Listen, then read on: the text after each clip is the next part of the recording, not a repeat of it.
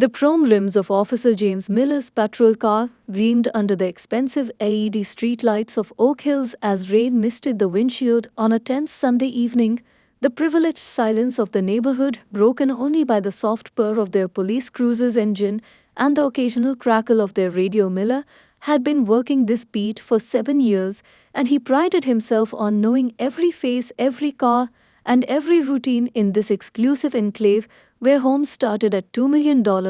and residents paid extra for private security. Officer Steve Thompson was lazily sipping his gas station coffee in the passenger seat, his third cup of the night making his fingers twitch slightly against the cardboard cup. Thompson was relatively new to the force with just 2 years under his belt, but he had quickly learned to adopt the unwritten rules and prejudices that seemed to come with the badge in this precinct, especially when patrolling the wealthy white neighborhoods like Oak Hills, where any unfamiliar face of color was automatically considered suspicious. The digital dashboard clock blinked 9:47 p.m. when a sleek black Mercedes S-Class caught their attention, its pristine surface reflecting the streetlights as it glided past the manicured lawns and imported topiaries that lined the streets like silent sentinels. The car moved slower than usual for this neighborhood, almost as if the driver was searching for an address. Miller straightened in his seat, while Thompson crushed his coffee cup, their eyes locked on the driver through the slight tint of the Mercedes windows. Miller nudged his partner and gestured toward the license plate, a habit formed from years of profiling vehicles that didn't fit their prejudiced vision of who belonged in Oak Hills. Thompson reached for the computer terminal, ready to run the plates, but Miller had already flipped on the cruiser's lights, his jaw set in that familiar way that meant he had already decided something was wrong before any evidence presented itself. The rain started falling harder now, creating halos around the streetlights and casting shadows that danced across the wet asphalt like dark spirits, warning of the injustice about to unfold. Officer Miller had already called in their location and intention to perform a routine traffic stop, but there was nothing routine about the way his hand rested on his weapon or how Thompson had suddenly straightened his posture, preparing for what they assumed would be another confrontation with someone who didn't belong in their precious jurisdiction.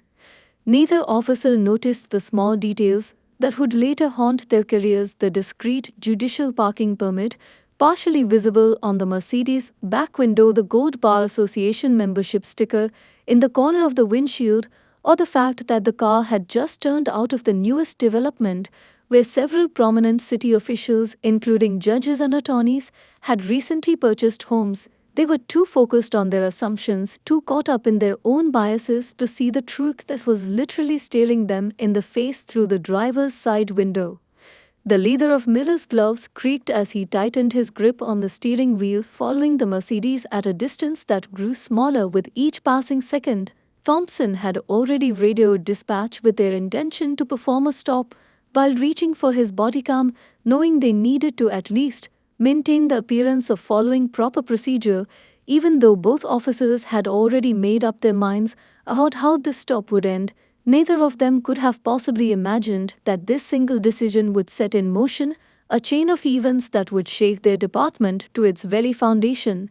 and force an entire city to confront the ugly truth about systemic bias in law enforcement. Behind the wheel, Marcus Richardson hummed softly to Courtroom's "A Love Supreme," the notes floating through his Mercedes premium sound system, providing a peaceful backdrop to his thoughts as he navigated the winding streets of Oak Hills. The evening had been perfect up until now, sharing a quiet dinner with his daughter Sarah in her new home, the same neighborhood where had been denied the opportunity to purchase 20 years ago, when he was just a rising prosecutor with dreams of changing the system from within. The fresh scent of Sarah's homemade peach cobbler still lingered on his coat, a recipe passed down from his late mother, who had taught them both that dignity and excellence were the best responses to prejudice. Sarah had proudly given him a tour of her newly renovated kitchen earlier that evening, her success as a corporate attorney allowing her to purchase a home in this exclusive community, a fact that filled him with both pride and a touch of bittersweet irony. George Richardson adjusted his gold-rimmed reading glasses as he recalled the dinner conversation. They'd shared Sarah expressing her concerns about taking on a high-profile discrimination case against a major tech company, while he had offered advice drawn from his 15 years on the federal bench and his earlier career as a civil rights attorney, the weight of his own experiences adding depth to his guidance, the same experiences that had earned him his position as the youngest African American federal district court judge in the state's history. The dashboard clock read 9:50 p.m. as he passed the newly installed fountain, marking the entrance to the Oakwood Gardens section, where Sarah had bought her colonial-style home, the same development where several of his colleagues from the courthouse had recently purchased properties. He was contemplating stopping by the office tomorrow to review the Morrison case files before the hearing when the flash of police lights in his rearview mirror interrupted his peaceful reflections. His judicial ID badge lay on the passenger seat, next to the stack of case files he'd brought to discuss with Sarah during dinner, its gold emblem catching the street lights as he began to slow down. The same badge that had granted him access to countless secure facilities and earned him the respect of law enforcement officers throughout his career, yet something in his gut told him that tonight that badge might not be enough. 15 years of maintaining order in his courtroom had taught Judge Richardson to read people quickly and effectively, the same skill that now told him the officers approaching his vehicle had already made assumptions about him based solely on his appearance in this neighborhood where his daughter had just hosted him for a warm family dinner. The irony of the situation wasn't lost on him as he recalled sentencing officers last month for similar profiling incidents in another district. The fresh tea Sarah had packed for him in a travel mug still sat warm in his cup holder, a final gesture of daughterly care that Shed insisted upon despite his protests about already having too many of her Tupperware containers, the steam fogging his side window slightly as he prepared to engage with the approaching officers. Richardson felt his judicial temperament settle over him like a familiar cloak, even as his pulse quickened with the recognition of what was about to unfold.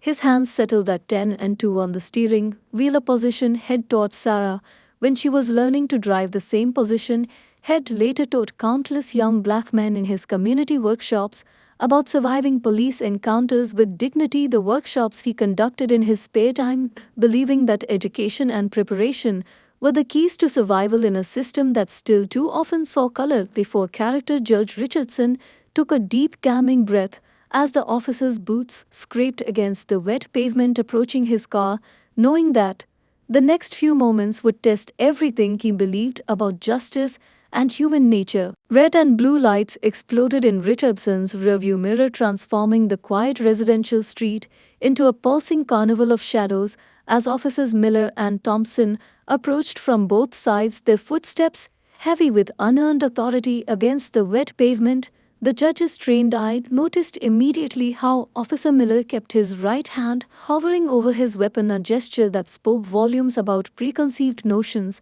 while Thompson circled wide on the passenger side, his flashlight beam cutting through the Mercedes' tinted windows like an accusation.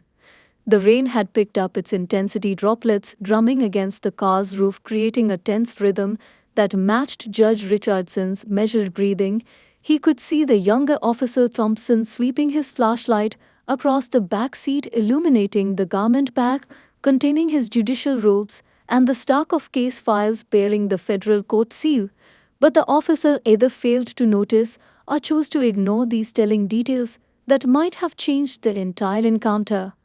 License and registration, came Officer Miller's command, sharp and hostile, cutting through the rain-soaked air like a blade, his tone carrying none of the professional courtesy that Judge Richardson had witnessed thousands of times in his courtroom. When officers addressed white drivers, the judge noted how Miller deliberately held his flashlight at eye level, its beam intended to intimidate rather than illuminate, while Thompson maintained his aggressive stance on the passenger side, effectively boxing in their target.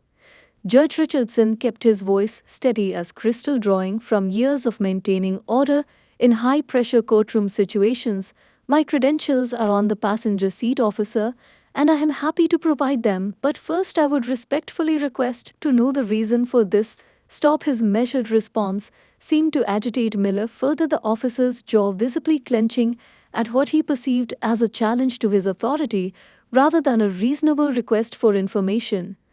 "Just give us your documents and step out of the vehicle now," Miller barked, his hand now fully resting on his weapon, while Thompson moved closer to the passenger window, the beam of his flashlight dancing across Judge Richardson's court documents like an intrusive spotlight. The tension in the air thickened with each passing second as both officers maintained their aggressive posturing despite the judge's calm and professional demeanor.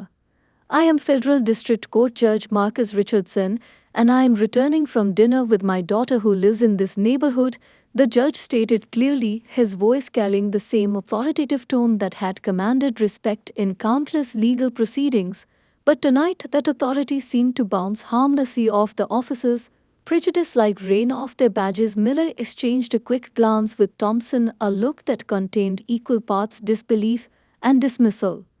The situation escalated as Miller yanked open the driver's door, his patience apparently exhausted by what he viewed as non-compliance. "Out now," he demanded, while Thompson simultaneously opened the passenger door, creating a rush of cold air that scattered some of the court documents across the leather seats. Judge Richardson recognized the dangerous precipice upon which this encounter balanced, knowing that decades of legal experience and a federal judgeship might mean nothing in the face of deeply ingrained bias. As Judge Richardson carefully moved to comply with their aggressive demands, his mind catalogued every procedural violation, every instance of unnecessary escalation, and every micro-expression that revealed the officer's underlying prejudices, the same details he had analyzed in countless cases involving police misconduct from behind his bench. Yet here in the rain-soaked darkness of Oak Hills, he found himself on the other side of justice, experiencing firsthand the very injustices he had spent his career fighting against. The cold steel of handcuffs bit into Judge Richardson's wrists as rain pelted down harder, now soaking through his tailored suit, the same suit had worn earlier that day while presiding over a multi-million-dollar discrimination case. Officer Miller cinched the cuffs one notch tighter than necessary, a small but deliberate act of dominance that made the judge think of similar testimonies had heard in his courtroom from dozens of wrongfully arrested citizens. The irony of his current situation was not lost on him as he stood there in the growing puddles of rainwater, his dignity intact despite the officer's attempts to strip it away.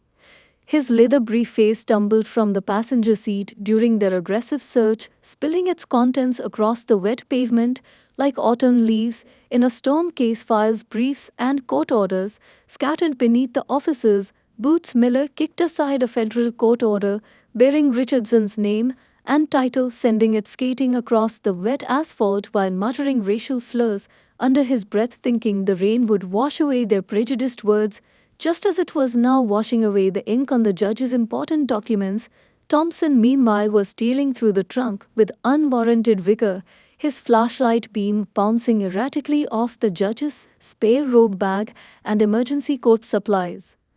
Sarah would be devastated when she heard about this, Judge Richardson thought, as he watched Officer Miller rifle through his wallet, deliberately dropping his Bar Association card and judicial identification into a puddle. The same cards that had granted him access to federal buildings across the country now lay soaking in dirty street water, while Thompson called in to dispatch with a tone of smug satisfaction, reporting a suspicious character in a vehicle too expensive for someone like him to own legally. The racism in his voice barely concealed beneath a thin veneer of professional terminology.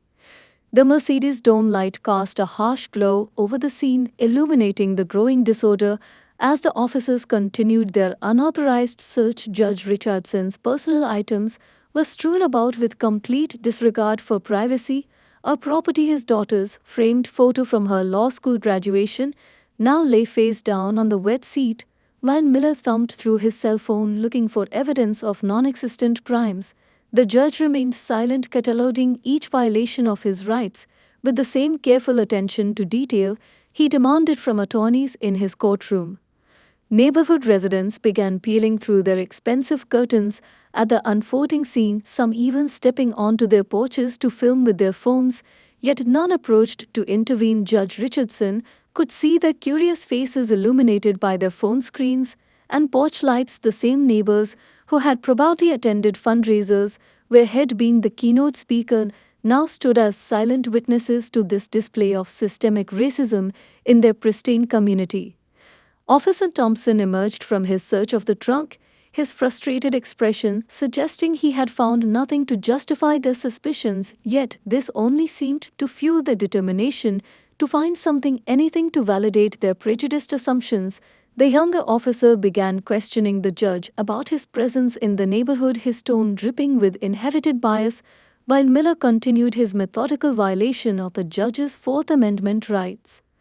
A sudden gust of wind scattered more papers across the yard, sending the judge's pending case notes on police reform ironically dancing through the air like cruel confetti. Judge Richardson stood straighter despite the discomfort of the over-tightened cuffs, drawing on the same inner strength that had carried him through decades of breaking barriers in the legal profession, from his early days as a public defender to his current position on the federal bench. He knew this moment would either break him or become powerful testimony to the very issues he dealt with in his courtroom. Dawn broke over the police precinct like a spotlight of truth, its golden rays creeping through the grimy windows of the booking area where Judge Richardson sat quietly observing the night shift's final hour. With the same analytical mind had honed over decades on the bench, the night dispatcher Monica Chen was halfway through her third cup of coffee when the realization hit her like a thunderbolt, her eyes darting between the morning docket on her computer screen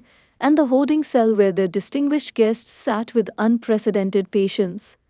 The sound of Chen's coffee mug shattering against the linoleum floor echoed through the fluorescent lit corridors like a starting pistol, setting off a chain reaction of panic. She had just processed the connection between their arrestee in holding cell 3 and the federal judge scheduled to hear the department's most controversial police misconduct cases later that week, her trembling fingers hovering over the keyboard as she double-checked the name, her face draining of color as the truth became undeniable.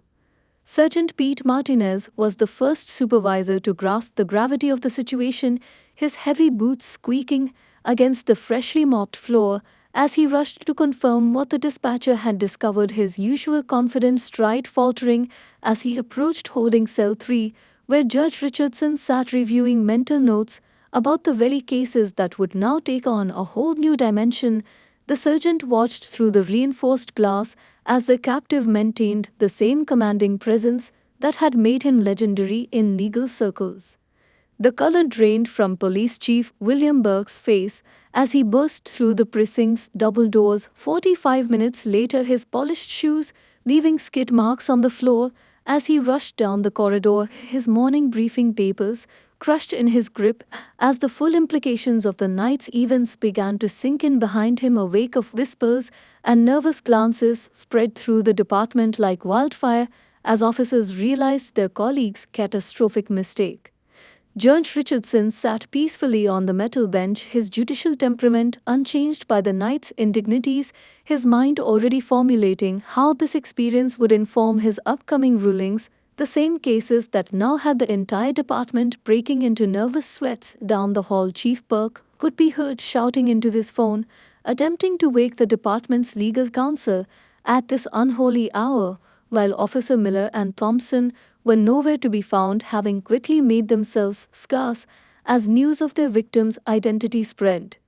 The booking sergeant approached the holding cell with uncharacteristic humility, his hands shaking slightly as he unlocked the door. "Chief Burke would like to speak with you, sir," he managed to say, his voice catching in his throat as Judge Richardson stood smoothly adjusting his wrinkled suit with the same dignity he showed in his courtroom. The judge simply nodded, following the sergeant with measured steps that echoed through the now silent corridor like a countdown to consequences.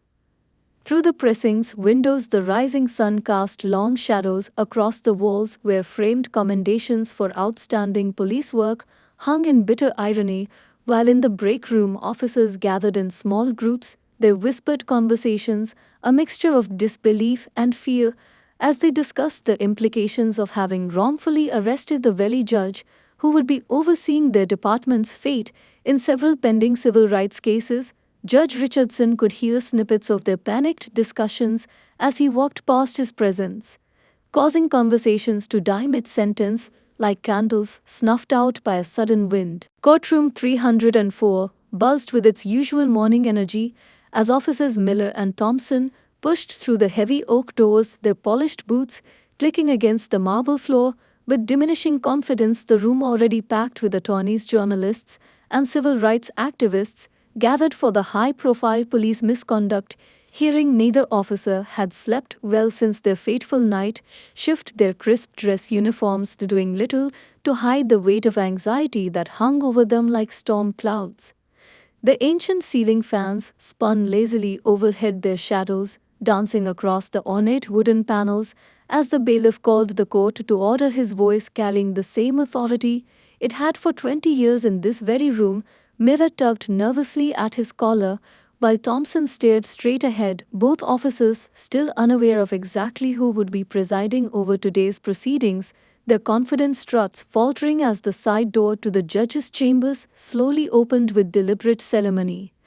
"All rise!" The bailiff's command echoed off the courtroom walls like a thunderclap, sending everyone to their feet as a figure emerged from the chambers, the morning sunlight streaming through tall windows illuminating the flowing black robes that seemed to absorb all sound in the room. Officers Miller and Thompson felt their hearts stop simultaneously as recognition dawned on their faces. The same man they'd handcuffed in the rain just days before now stood before them as the embodiment of federal judicial authority.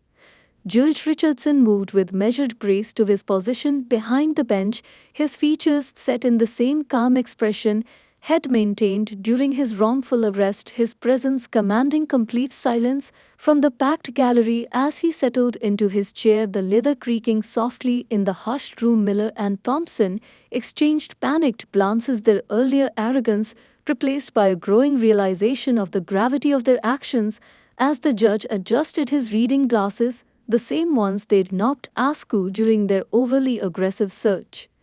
The morning light caught the polished surface of the judge's nameplate, casting reflective patterns across the officers' faces as they sat rigid in their seats. The irony of this situation not lost on the attorneys and spectators who filled every available space in the historic courtroom. Judge Richardson began reviewing the case files before him, the same types of documents that had been scattered across wet pavement by these officers just nights ago, his deliberate movements and steady gaze revealing nothing of the personal connection he had to the men now shifting uncomfortably in their chairs.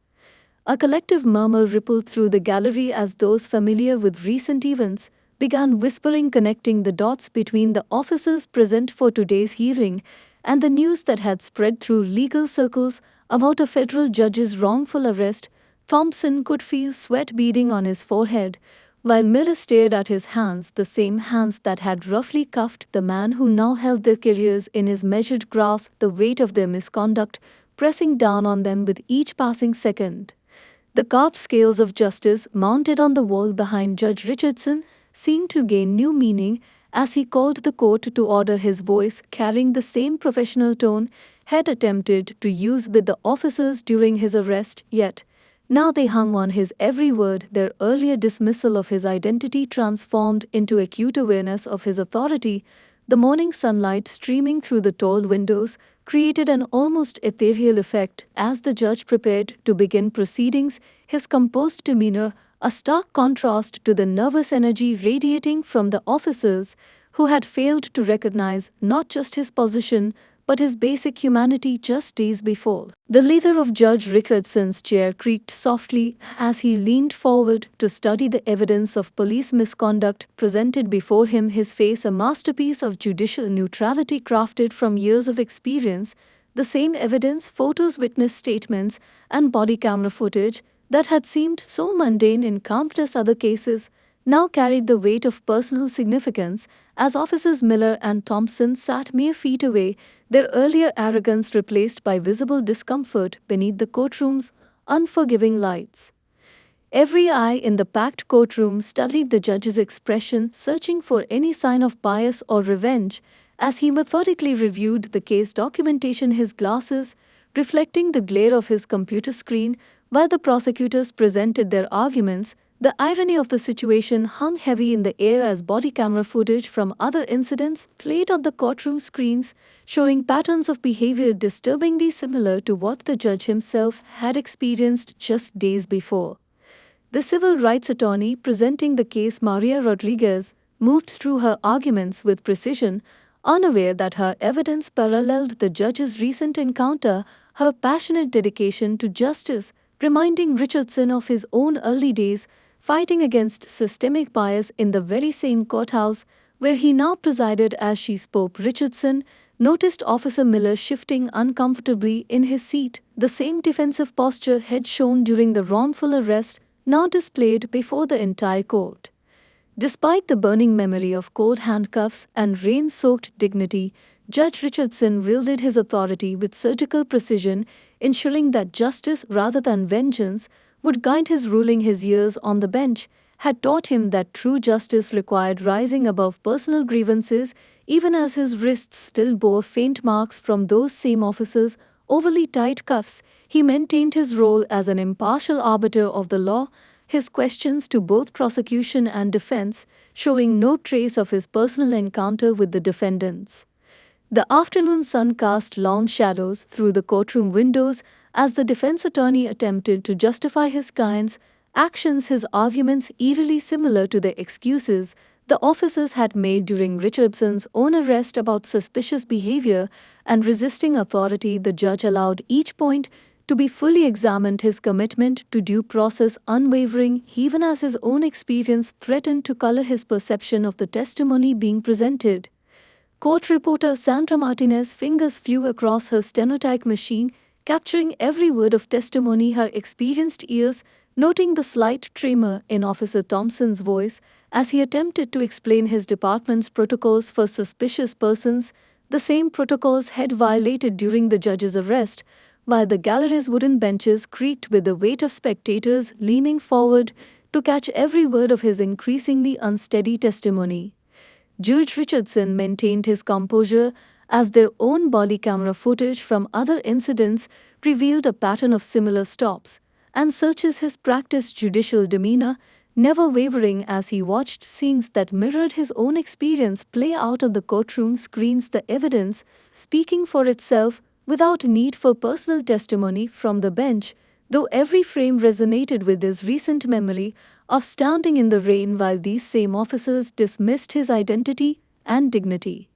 The weight of his position pressed down on Judge Richardson, like his judicial roles, as he processed each piece of evidence with careful consideration, knowing his ruling would impact not just these officers, but the entire department and community. His personal experience with their misconduct adding depth to his understanding, while his professional ethics demanded absolute impartiality, the delicate balance between justice and revenge hanging as precariously as the carved scales above his bench. Television cameras swarmed the courthouse steps like angry bees, their lenses capturing every detail as Internal Affairs Chief Diana Martinez strode through the bronze doors, her expression grave, as she prepared to announce the findings of their comprehensive investigation into departmental bias. The morning sun glinted off her badge, while reporters shouted questions about Officer Miller and Thompson, who were at that moment cleaning out their lockers under the watchful eyes of supervising officers,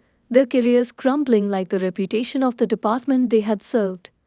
Inside, the precinct officers watched through Venetian blinds as protesters gathered on the street below their signs demanding accountability, dancing in the morning breeze like fallen leaves, while Chief Martinez continued her press conference, her words cutting through years of institutional denial like a sword through silk. The investigation had uncovered not just isolated incidents, but a systemic pattern of discriminatory practices that stretched back decades, the same practices that had led to Judge Richardson's humiliation now exposed to the harsh light of public scrutiny. Officer Miller stood before his open locker, his fingers trembling slightly as he removed his service weapon and badge, the weight of 15 years on the force suddenly feeling like chains around his neck, while across the room Thompson sat quietly on a bench, his rookie enthusiasm replaced by bitter understanding of how inherited prejudices had poisoned his promising career. Their colleagues walked past, avoiding eye contact, as if bias was a contagious disease that might spread through simple acknowledgement. The police chief's office buzzed with activity as civil rights attorneys, community leaders, and department officials worked late into the night drafting new guidelines for officer conduct and training their coffee cups, creating a maze of rings on decades old policy manuals that would soon be obsolete. Judge Richardson had provided written recommendations drawn from his unique perspective as both a judicial authority and a victim of profiling, his words carrying the weight of lived experience backed by legal expertise. Local news channels ran continuous coverage, splitting their screens between live feeds of the protests and archived footage of Judge Richardson's professional accomplishments, creating a stark contrast between the respected judicial figure and the way he had been treated that rainy night in Oak Hills. Social media exploded with body camera footage from other incidents, revealing a pattern of similar stops and searches that had previously gone unchallenged, the public outrage brewing like a tidal wave that threatened to sweep away decades of unchecked authority. Behind closed doors, the police commission met in emergency session, their heated debates echoing through the historical building as they grappled with the implications of the investigation. Senior officers argued over implementation of new policies, while junior officers worried about the impact on daily operations. The ghost of Judge Richardson's wrongful arrest haunting every decision as they worked to rebuild public trust that had been shattered like the windows of trust between law enforcement and the community. Chief Martinez worked through the night, her desk illuminated by a single lamp, as she reviewed personnel files looking for other potential problems within the ranks, her determination to clean house evident in the growing stack of disciplinary recommendations on her desk. Outside her office, officers gathered in small groups, their whispered conversations a mixture of fear and resistance to change, some arguing that the new reforms would make their jobs impossible, while others finally felt free to speak up about biases they'd witnessed but never reported. In the evidence room, technicians carefully catalogued years of body camera footage, their systematic review revealing dozens of similar incidents that had been previously overlooked or ignored, each new discovery adding weight to the need for comprehensive reform. While in the training academy, instructors hurriedly revised their materials, knowing that the next generation of officers would need to learn from the mistakes that had led to this watershed moment. Judge Marcus Richardson stood at the polished oak podium of the Police Academy graduation ceremony 5 months after his wrongful arrest, his powerful voice carrying across the sea of fresh faces as he shared his story. Morning light streaming through the tall stained glass windows cast pools of color across his shoulders like a judge's robes made of rainbow. But at the back of the room, officers Miller and Thompson, now reassigned to community outreach, watched their former victim transform their mistake into a movement that would reshape law enforcement culture for generations to come. The graduating class sat in rapt attention, their newly pressed uniforms gleaming under the ceremonial lights, as Judge Richardson described not just the night of his arrest, but the systemic changes it had sparked across the nation, his words painting a picture of both past injustice and future possibility. While police chiefs from departments across the country filled the back rows, their presence acknowledging that this graduating class represented a new era in law enforcement, one built on equality, understanding, and genuine community connection. Sarah Richardson sat in the front row, tears glistening in her eyes as she watched her father turn personal humiliation into institutional transformation, the same strength she'd witnessed throughout her childhood, now touching hundreds of lives. While beside her sat community leaders who had spent decades fighting for the very changes that were now becoming reality, their weathered faces showing both triumph and cautious optimism as they witnessed this profound moment of change. In the academy courtyard, a new memorial wall stood, testament to victims of racial profiling and police misconduct, its smooth black surface reflecting both the past and the future, while inside classrooms that had once taught aggressive control tactics now featured curriculum on implicit bias awareness, cultural sensitivity, and community building. The walls lined with photographs showing officers and citizens working together to bridge decades of mistrust and fear.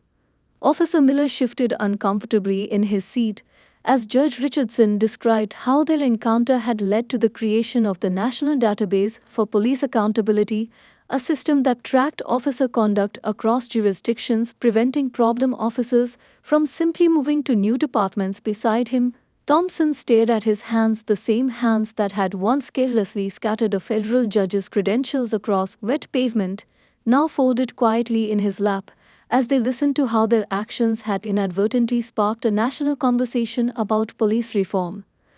The graduating cadets represented the first class to complete the newly implemented Enhanced Community Policing Program, their training having included extensive work with civil rights organizations, ride-alongs, with community leaders, and intensive bias recognition workshops. Judge Richardson noted how their fresh faces showed not just youth, but a new understanding of their role as guardians rather than warriors, their badges catching the morning light as they prepared to take their oath of service.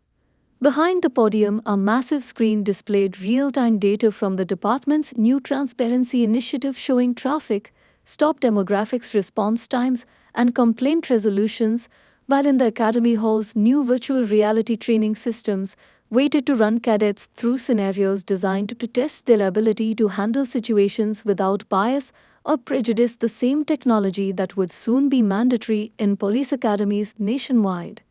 As Judge Richardson concluded his address, the entire assembly rose in a standing ovation, their applause echoing through the historic halls like thunder, while outside citizens gathered to welcome the new officers in a community celebration that would have been unimaginable just months before. The aroma of food from local vendors, mixing with the sound of children laughing as barriers, both literal and figurative, continued to fall.